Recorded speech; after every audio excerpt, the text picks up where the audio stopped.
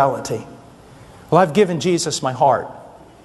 And you can't judge a book by its cover. Well, as a matter of fact, you can judge a book by its cover. Jesus never said you couldn't judge a book by its cover. He said you could. You will know them by their fruit. And if you think that you've given Him your heart, then He will have your body. And I'll tell you why. The heart, my friend, is not some blood-pumping muscle or some figment of a poet's imagination. It refers to the very essence or core of your being. Don't tell me Jesus has the very essence and core of your being and it doesn't affect your body. It's just not going to happen.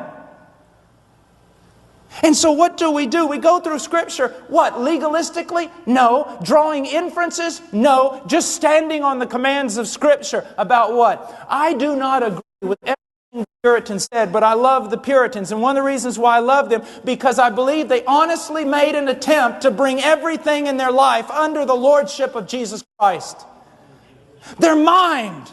Because they wrote 800-page books on what should I think about according to the Scriptures. What should not enter into my mind according to the Scriptures. What should I do with my eyes? What should go in these ears and what should not go in these ears? How should the tongue be ruled? What should be the direction of my life? And yes, I'm going to scare you to death. How should I dress? Now here, I want to be careful here. Don't want to draw inferences and things. My dear friend, my wife says it this way. If your clothing is a frame for your face from which the glory of Christ springs forth, it is of God. But if your clothing is a frame for your body, it is sensual and God hates it. Enough said? Now, I can't go through everything of holiness, and holiness isn't just outward expression, but we've become to be a people that uses the interior work of the Spirit as an excuse to say nothing is ever going to happen on the outside, and that is not true. Some of you young men, you cry out probably more than I do that the Spirit of God would fill you and work in you, but it only takes 1/2 hour of television to so grieve Him, He'll be a miles from you. 99% pure, 1% sewer, I'm not drinking. One time I was struggling and Leonard Ravenhill was talking to a dear friend of mine who was saying, Brother Leonard, young man, Brother Paul, he's really struggling. And he sent a tract. I still got that tract. I'll never part with that. And said, others can, you cannot. I don't necessarily agree with everything. Young man, listen to me.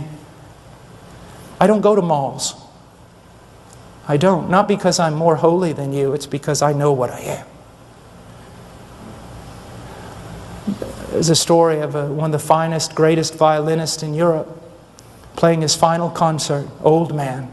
And when he finished, a young man walked up to him, violinist, and said, Sir, I'd give my life to play like you. And the old man said, Son, I have given my life to play like me. I want the power of God on my life, then something's got to go. I want to know Him, then some separation has to occur. Let me tell you something, young man. Everyone else is running around to all their little retreats and all their conferences and getting together with group hugs and singing Kumbaya and everything else. Maybe you need to get alone in the wilderness with God and fast for 7 days on your knees studying the book of Psalms. It's being alone with God, belonging to Him. To be a man of God, there's got to be a sense where sometimes even your wife, who is of your own flesh, one with her, she looks you in the eye and she knows she can't go where you're going. Silence on separation. I think, do not be bound together with unbelievers. For what partnership have righteousness and lawlessness? Nothing. What fellowship has light with darkness? Nothing. Darkness is the opposite of God's revelation. Or what harmony Christ with Belial? Nothing. Or what has the believer in common with the unbeliever? Nothing. He says, come out from their midst. Come out from the midst of what? Come out from the midst of lawlessness, darkness, satanic devices, and the life and worldliness of the unbeliever. Come out from it.